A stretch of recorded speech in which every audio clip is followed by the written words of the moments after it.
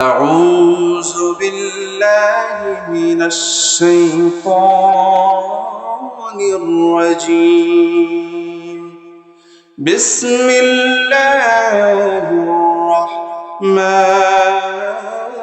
الرحيم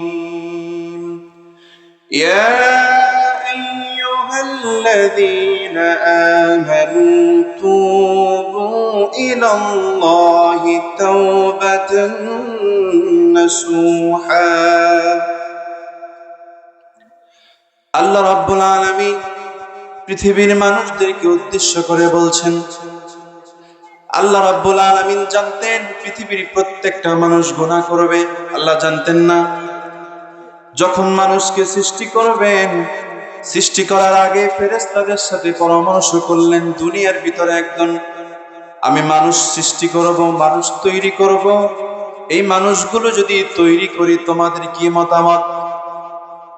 ফেরেশতারা বলল, আল্লাহ দুনিয়ার ভিতরে তো জিন জাতি আপনি আগেই সৃষ্টি করে রেখেছেন, এরাই তো ভালোভাবে আপনার ইবাদত বন্দেগী করে না। যদি আপনি মানুষকে সৃষ্টি করেন, এই মানুষ দুনিয়ার ভিতরে ফিতনা ফাসাদ করবে, ঝগড়াঝাটি করবে, মারামারি করবে, কাটাকাটি করবে, কি করে কিনা?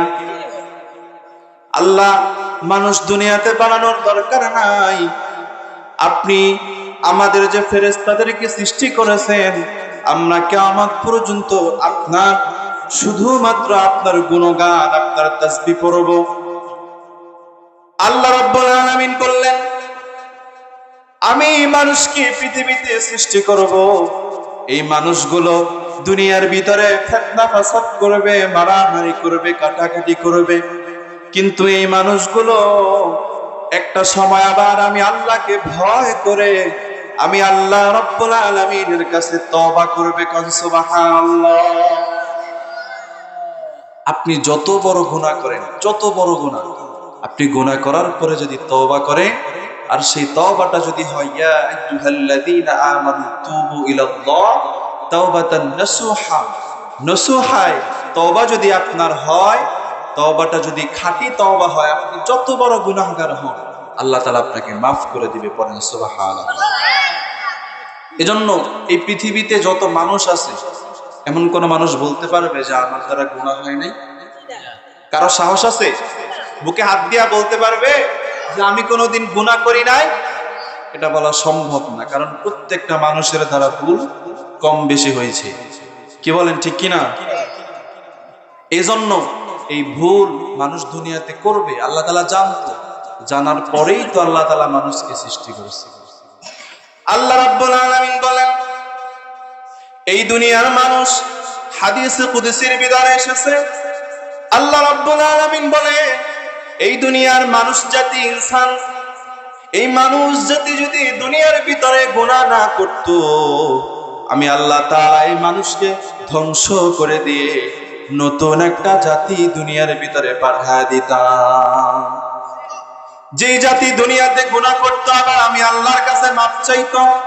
তার মানে বোঝা যায় আল্লাহ জানে মানুষ গুনাহ করবে, কিন্তু গুনাহ করার পরে আল্লাহর কাছে তওবা করবে। আর যেই বান্দা গুনাহ করে আল্লাহ রাব্বুল আলামিনের কাছে তওবা করবে, আল্লাহ তাআলা সাথে সাথে তাকে মাফ করে দিবে। কোন সুবহানাল্লাহ। আল্লাহ তো বান্দাকে মাফ করতে পছন্দ করেন, ভালোবাসেন। এই জন্যই আল্লাহ তাআলা বলেছেন, যদি মানুষ গুনাহ না করত আমি মানুষকে ধ্বংস করে দিতাম। চিন্তা করতে পারেন কত বড় কথা। মানুষ যদি গুনাহ না করত, আবার মাপ না চাইতো, তাহলে আল্লাহ এই মানুষ জাতিকে ধ্বংস করে দিয়ে নতুন জাতি সৃষ্টি করতেন। এজন্য পৃথিবীতে প্রত্যেকটা মানুষ গুনাহগার। এই গুনাহগার মানুষগুলো গুনাহ করবে, কিন্তু গুনাহ করার পরে আবার আল্লাহ রাব্বুল আলামিনের কাছে তওবা করবে। আল্লাহ তাআলা এটাই চান প্রত্যেকটা মানুষের কাছে। আল্লাহ তো জানেন শয়তান মানুষকে ধোঁকা দিবে, কি জানতেন না? আল্লাহ জানেন, এজন্যই শয়তানকে দুনিয়ার ভিতরে পাঠিয়েছেন। এই পৃথিবীতে আপনি যেদিন থেকে এসেছেন, ওই দিন থেকে মৃত্যুর আগ পর্যন্ত আপনার জন্য যতদিন আপনি দুনিয়ার ভিতরে বেঁচে থাকবেন, সেটা যদি হয় একদিন, হয় এক মাস, এক বছর, এক যুগ, 30 বছর, 50 বছর, যতদিন আপনি দুনিয়াতে বেঁচে থাকবেন ততদিন আপনি এই শয়তানের মোকাবেলা করে আপনাকে এই পরীক্ষার ভিতরে দুনিয়াতে কাটায়া যাইতে হবে, ঠিক কিনা বলেন? এই দুনিয়ার প্রত্যেকটা মানুষ গুনাহগার। বান্দা যখন দুনিয়াতে গুনাহ করে, গুনাহ করার পরে প্রত্যেকটা মানুষের অন্তরের ভিতরে, এখানে একটা অন্তর আছে, কলব আছে, এই কলবের ভিতরে সাথে সাথে একটা দাগ পড়ে যায়। গুনাহ করার সাথে সাথেই কলবের ভিতরে একটা দাগ পড়ে যায়। বান্দা যদি এই গুনাহ করার পরে তওবা না করে, তখন এই দাগটা আস্তে আস্তে করে বড় হতে থাকে। যদি তওবা না করে আবার গুনাহ করে, আবার গুনাহ করে, বারবার যদি গুনাহ করতে থাকে, একটা পর্যায়ে এই গুনাহগুলো বান্দার সমস্ত শরীরের ভিতরে ছড়ায় যায়, আর গোটা শরীরটাই তখন জর্জরিত হয়ে জাহান্নামের উপযুক্ত হয়ে যায়।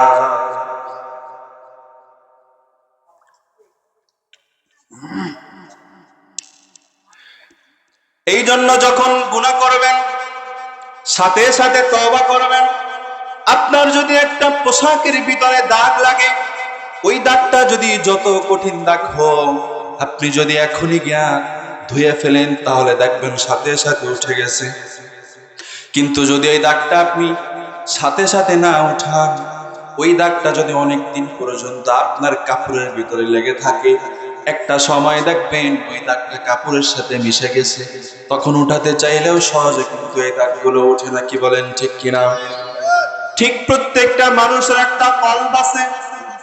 আল্লাহ রাব্বুল আলামিন 30 নম্বর পারা সূরাতুল মুতাফফিফিনের 14 নম্বর আয়াতে আল্লাহ বলেন, কাল্লা বাল রানা আলা কুলুবিহিম মা কানু ইয়াকসিবুন। তাদের কৃতকর্মের জন্যই তাদের অন্তরের ভিতরে মরিচা ধরে, ঝং ধরে। মানে আল্লাহ বুঝিয়েছেন, যখন গুনাহ করে, এই গুনাহ করার কারণে বান্দার অন্তরের ভিতরে মরিচা পড়ে, ঝং ধরে, দাগ পড়ে যায়। কিন্তু বান্দা যদি গুনাহ করার পরে তওবা না করে, তখন ওই বান্দার ওই দাগটা সমস্ত শরীরে জড়ায়া ওই বান্দা জাহান্নামী মানুষ হয়ে যায়। নাউযুবিল্লাহ। এজন্য যখন গুনাহ করবেন, গুনাহ করার পরক্ষণে সাথে সাথে তওবা করবেন। আবার যদি চিন্তা করেন আমি গুনাহ করব, তওবা করব, আবার গুনাহ করব, আবার তওবা করব, গুনাহ করলেন আবার তওবা করলেন, চিন্তা করলেন তওবা করলে তো আল্লাহ মাফ করে দেয়, সমস্যা নাই, আবার গুনাহ করি, গুনাহ পরে আবার আমি তওবা করব। বারবার যদি গুনাহ করেন, বারবার যদি গুনার পরে তওবা করেন, এই তওবা দ্বারা আপনার কোনো ফায়দা হবে না, এই তওবা দ্বারা আপনার কোনো লাভ হবে না। কারণ আপনি যদি একটা রুমের ভিতরে এসি ছেড়ে দিয়ে আপনি যদি জানালাগুলো দরজাগুলো খুলে দেন, ওই এসির রুম কখনোই ঠান্ডা হবে না, কি বলেন? হবে? হবে না। কারণ আপনি তো দরজা খুলে দিয়েছেন, জানালা খুলে দিয়েছেন, এসির বাতাসগুলো, ঠান্ডা বাতাসগুলো দরজা থেকে বের হয়ে যাবে, কি বলেন ঠিক কিনা? ঠিক একই ভাবে আপনি গুনাহ করলেন, পরক্ষণে আপনি তওবা করলেন, কিন্তু আবার আপনি গুনাহ করলেন, চিন্তা করলেন গুনার পরে তওবা করলেই তো আল্লাহ মাফ করে দেয়, সমস্যা কি? গুনাহ করব, আবার মাফ পাওয়ার জন্য তওবা করব। আপনার এই তওবা আল্লাহ রাব্বুল আলামিনের কাছে কখনোই গ্রহণযোগ্য হবে না, আল্লাহ কবুল করবেন। এজন্য তওবার শর্তই হলো খাঁটি তওবা করতে হবে। কি তওবা? খাঁটি তওবা। আর খাঁটি তওবার প্রথম শর্ত হলো আপনি যেই গুনাহের জন্য আল্লাহর কাছে তওবা করবেন, যে আল্লাহ আমি জিনা করে ফেলেছি, আর কোনোদিন আমি জিনা করব না, এভাবে আল্লাহর কাছে ওয়াদা করতে হবে। যদি আপনি আপনার ওয়াদা ঠিক রাখতে পারেন, তাহলে আল্লাহ তাআলা আপনাকে মাফ করে দিবেন। এখন চিন্তা করেন যে আসলে আল্লাহ তো জানে যে বান্দা গুনাহ করবে, তওবার মাধ্যমে কেন আল্লাহর কাছে মাফ চাইতে হবে? আল্লাহ তো ইচ্ছা করলে এমনিও মাফ করে দিতে পারে, পারে না? পারে। আল্লাহ রাব্বুল আলামিন মানুষের সগীরা গুনাহগুলো আল্লাহ তাআলা বান্দার ভালো ভালো কাজের মাধ্যমে সগীরা গুনাহগুলো আল্লাহ তাআলা মাফ করে দেয়। আর যেই কবিরা গুনাহগুলো আছে, এই কবিরা গুনাহগুলো আল্লাহর কাছে তওবার মাধ্যমে মাফ চাইতে হবে, না হলে আল্লাহ তাআলা কখনোই আপনাকে মাফ করবে না। কিন্তু মনে রাখবেন, কখনো যদি আপনার কোনো কাজে শিরিক হয়ে যায়, তাহলে শিরিকের গুনাহ আল্লাহ কশিনকালেও কোনোদিন আল্লাহ তাআলা মাফ করবে না। এজন্য শিরিক করা যাবে, জেনে বুঝে কখনোই শিরিক করা যাবে না। সম্মানিত হাজিরিন, এখন এই যে তওবা, আল্লাহ রাব্বুল আলামিন আমাদেরকে দেখেন কেমন পরীক্ষার ভিতরে ফেলায় রাখছেন। আমরা গুনাহ করব, আবার আল্লাহ তাআলা তওবার ব্যবস্থা করে আমাদের জন্য রেখেছে। তুমি যত গুনাহ করো, আমি আল্লাহর কাছে যদি একটু তওবা করো, আমি আল্লাহ তাআলা মাফ করে দেব। সুবহানাল্লাহ। আবার কিছু মানুষ দেখবেন সমাজের ভিতরে খুব ধানশীল, নামাজ পড়ে, আবার সুদ খায়, আবার ঘুষ খায়। এমন কোন খারাপ কাজ নাই যে খারাপ কাজের সাথে যে জড়িত নাই, আবার এমন কোন ভালো কাজ নাই সেই ভালো কাজের সাথে সে জড়িত নাই। কে বলেন আছে কিনা? এই মানুষদের অবস্থা এমন, আপনি যেই পাতিলের ভিতরে, আপনি যেই পাত্রের ভিতরে দুধ রাখবেন, ওই পাত্রের ভিতরে কি আপনি কেরোসিন তেল রাখতে পারবেন? পারবেন না, তাহলে দুধ খাওয়া যাবে না। কি বলেন ঠিক কিনা? আবার যেই পাত্রের ভিতরে কেরোসিন তেল রাখবেন, ওই পাত্রে দুধ রাখলে কেরোসিন তেল দুধ দুইটাই মিক্স হয়ে যাবে। কি বলেন? একইভাবে একটা মানুষের অন্তর এবং কল্ব একটা, কয়টা? মানুষের দেহ একটা, কল্ব একটা, অন্তর একটা। এর ভিতরে আপনি কখনোই খারাপ এবং ভালো দুইটা রাখতে পারবেন না। হয় আপনাকে খারাপটা রাখতে হবে, না হয় ভালোটা রাখতে হবে। যদি দুইটাই রাখেন, তাহলে দুইটাই মিক্স হয়ে সব নষ্ট হয়ে যাবে। কি বলেন ঠিক কিনা? এই জন্য যখন গুনাহ হয়ে যাবে, গুনাহ হওয়ার পরে সাথে সাথে আল্লাহর কাছে তওবা করবেন। আপনি সুদ খাইছেন, এটা কিন্তু কবিরা গুনাহ। এটা কি গুনাহ? আপনি ঘুষ খেয়েছেন, এটাও কবিরা গুনাহ। আপনি জিনা করছেন, এটাও কবিরা গুনাহ। নামাজ ছেড়ে দিয়েছেন, মানুষের গীবত করেছেন, এগুলো সব কি কবিরা গুনাহ। কিন্তু আপনি যদি এর থেকে বাঁচতে চান, তাহলে অবশ্যই আপনাকে তওবা করতে হবে। কি করতে হবে? তওবা করতে হবে। আর সেই তওবাটা হতে হবে খাঁটি তওবা। আল্লাহর কাছে তওবা করতে হবে। আর তওবাটা যদি খাঁটি তওবা হয়, আল্লাহ অবশ্যই আপনাকে মাফ করে দিবে, ক্ষমা করে দিবে। কোন সুবহানাল্লাহ। এই পৃথিবীর ভিতরে প্রত্যেকটা মানুষ গুনাহ করে, কিন্তু এই গুনাহগারদের ভিতরে একদল গুনাহগার মানুষ আছে, যেই গুনাহগার মানুষদেরকে আল্লাহ তাআলা অনেক বেশি পছন্দ করেন, ভালোবাসেন। কোন সুবহানাল্লাহ। আপনি অবাক হয়ে যাবেন, গুনাহ করে আবার এই গুনাহগারদের ভিতরে আল্লাহর কাছে সে উত্তম এবং ভালো গুনাহগার। কোন সুবহানাল্লাহ। কি বলেন? গুনাহ করে, আবার গুনার ভিতরে কি আল্লাহর কাছে সে উত্তম গুনাহগার। মানে চিন্তা করা যায়, গুনাহগারদের ভিতরে সে কি উত্তম। উত্তম মানে কি? ভালো। গুনাহ করে, আবার আল্লাহর কাছেও কি ভালো। কোন সুবহানাল্লাহ। রাসূল পাক সাল্লাল্লাহু আলাইহি ওয়াসাল্লাম তিরমিজি শরীফের 2499 নম্বর হাদিসের ভিতরে ইরশাদ করেন, কুল্লু ইবনে আদম খাত্তাউন ওয়া খায়রুল খাত্তাউনা তাওয়াবুন। প্রত্যেক বনি আদম গুনাহগার, কিন্তু এই আদম গুনাহগারদের ভিতরে একদল উত্তম গুনাহগার আছে, যেই গুনাহগার মানুষগুলো গুনাহ করার সাথে সাথে আল্লাহর কাছে তওবা করে। কোন সুবহানাল্লাহ। কারা উত্তম গুনাহগার? যারা গুনাহ করছে, গুনার পরে অনুশোচনা করে আবার আল্লাহর দরবারে তওবা করেছে, আল্লাহ আমি ভুল করে গুনাহ করেছি, শয়তানের ধোঁকায় পড়ে আমি গুনাহ করেছি, আল্লাহ তুমি আমার গুনাহগুলো মাফ করে দাও, ক্ষমা করে দাও। গুনাহ করার সাথে সাথে যদি আল্লাহর কাছে এভাবে তওবা করতে পারে গুনাহগার বান্দা, আল্লাহ তাআলা সাথে সাথে তাকে তো মাফ করে দেন। আল্লাহ তাআলা তাকে আরো বেশি আল্লাহর আপন করে নেন। কোন সুবহানাল্লাহ। এই গুনাহগার গুলো আল্লাহর কাছে উত্তম এবং আল্লাহর পছন্দনীয়। কোন সুবহানাল্লাহ। সূরাতুন নিসার ভিতরে আল্লাহ তাআলা বলেন, إنما التوبة على الله للذين يعملون السوء بجهالة ثم يتوبون من قريب فأولئك يتوب الله عليهم আল্লাহ তাআলা বলেন, যে বান্দা ভুলবশত বা শয়তানের ধোঁকায় পড়ে গুনাহ করে ফেলেছে, সেটা যত বড় কবিরা গুনাহ হোক, ভুলবশত গুনাহ করার পরে অনুশোচনা বোধ করে যদি আল্লাহর কাছে তওবা করে মাফ চায়, আল্লাহ এত বেশি দয়ালু, আল্লাহ সাথে সাথে বান্দাকে মাফ করে দিবে। সুবহানাল্লাহ। কিন্তু যদি বান্দা আল্লাহর কাছে মাফ না চায়, পরের আয়াতে আল্লাহ তাআলা বলেন, ওয়ালাইসাতিত তাওবাতু লিল্লাযীনা ইয়ামালুনাস সাইয়্যাত হাত্তা ইযা হাদারা আহাদাহুমুল মাউতু ক্বালা ইন্নী তুবতুল আনা ওয়ালাল্লাযীনা ইয়ামুতুনা ওয়া হুম কুফফার।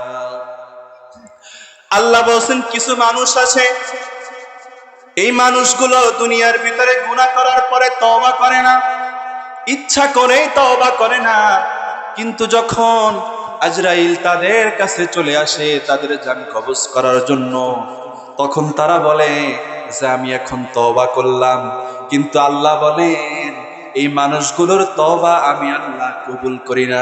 নাউযুবিল্লাহ। আপনি গুনাহ করছেন, এখনো তওবা করেন নাই, তার মানে আল্লাহ আপনাকে সুযোগ দিয়েছে আপনি তওবা করেন।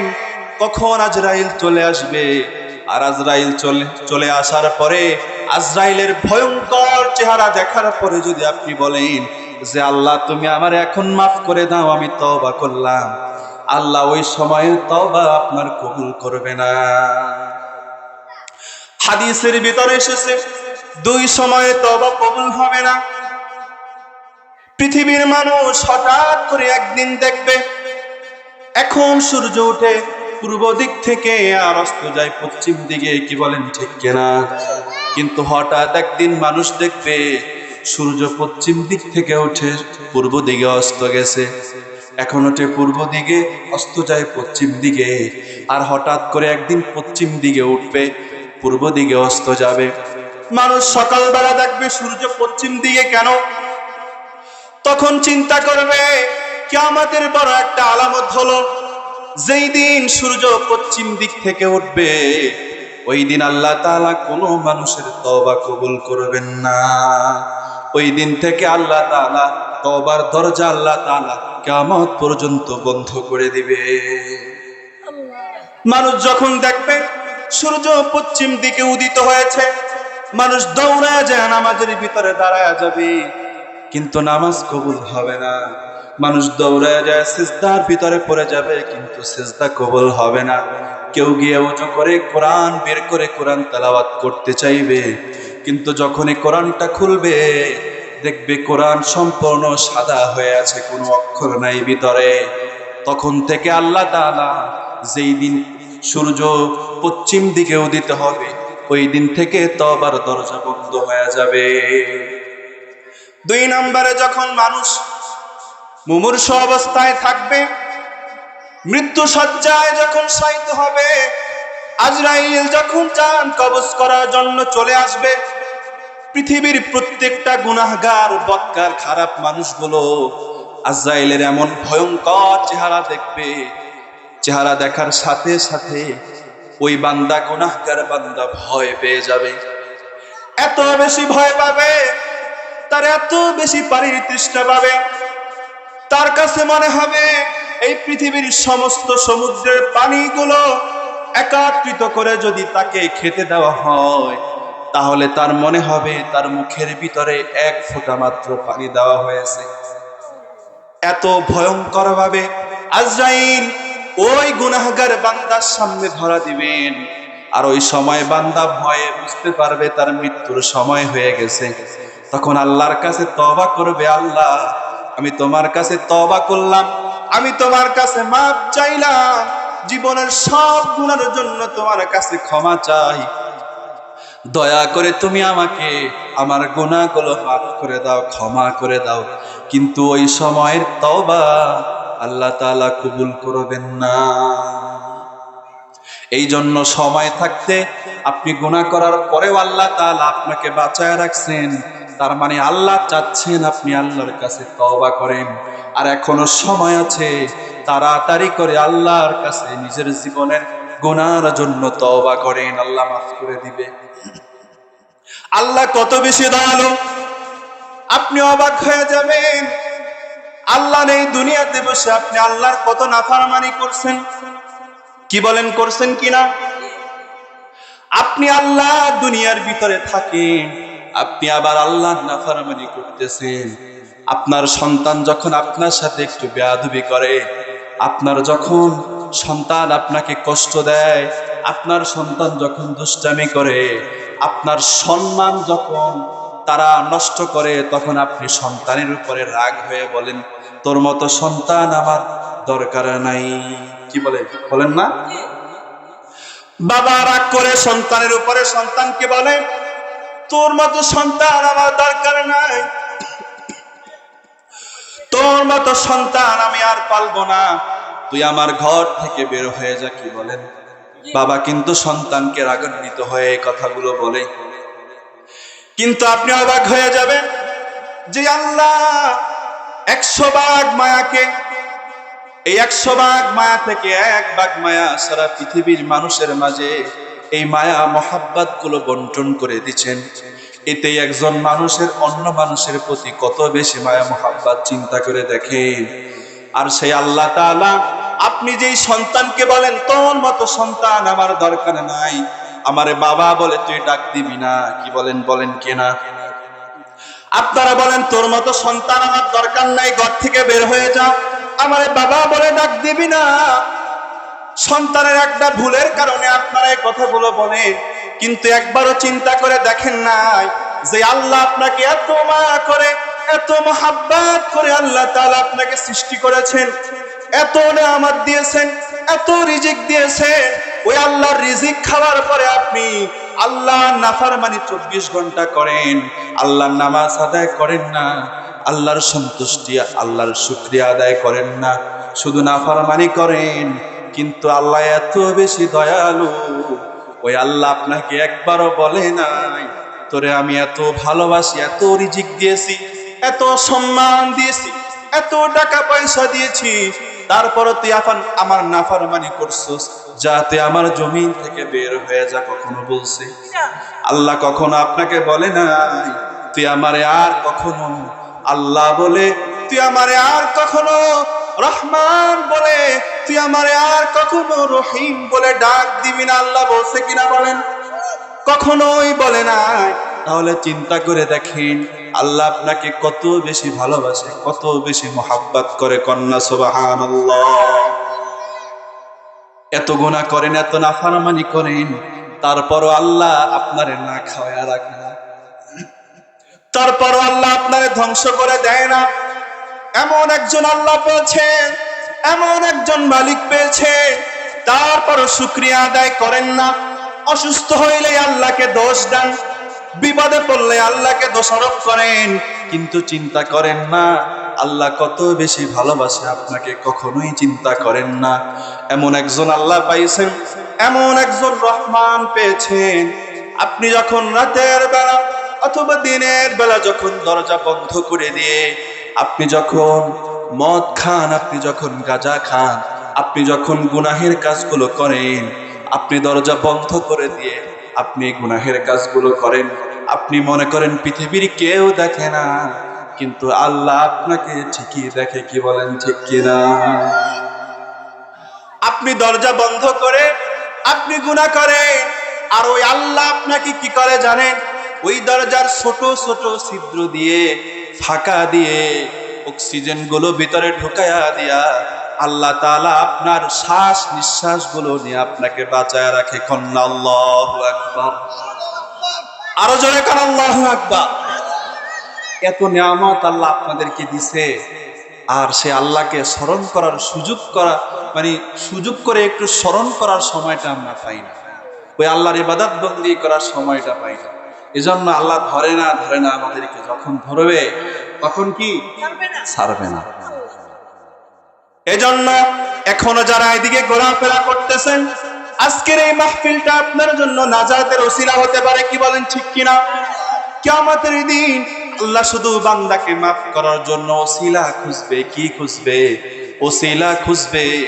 আর ওই ওসিলায় যদি আজকের এই সময়টার ওসিলা আল্লাহর কাছে দিতে পারেন, হয়তো এই সময়টুকু জান্নাতে যাওয়ার জন্য ওসিলা হয়ে যাবে।